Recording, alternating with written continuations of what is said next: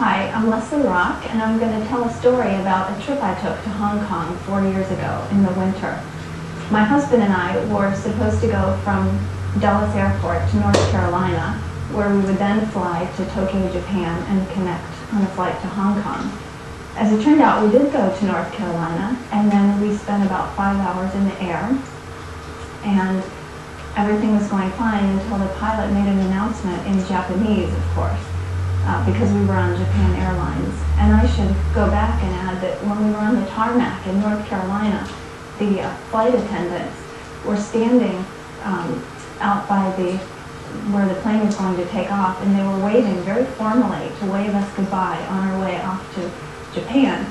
So that was an indication of what was to come.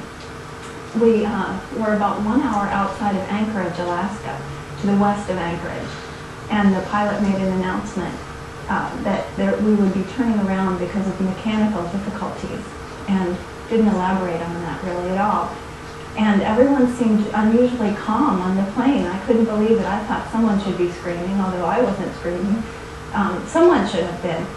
So anyway, he turned the plane around, and we ended up landing in a cargo airport in Anchorage, which indicated that it was pretty serious, although none of us really knew it at the time.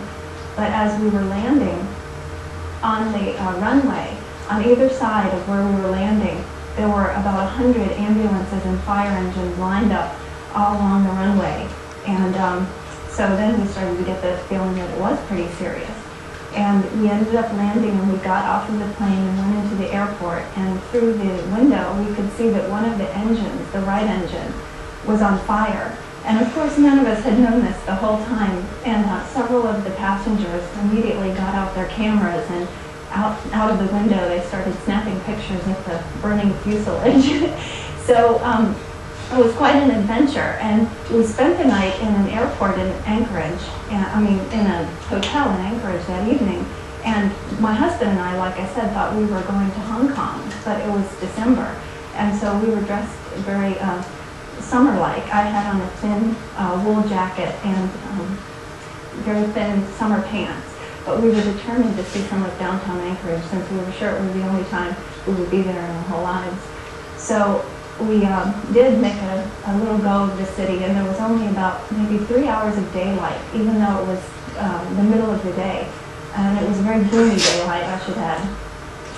And the next morning, we were to get back on a plane and head for Hong Kong as originally scheduled, and they put us back on the same plane. It was very perplexing, but it turned out they had replaced the engine overnight with another engine that had been flown in from Tokyo. So we all got back on the plane with much trepidation and flew to Hong Kong without event and landed the next day. So that's the story of my trip. The only trip I took to Asia, and I'm supposed to go this winter again, so I have some reservations, but we'll be brave.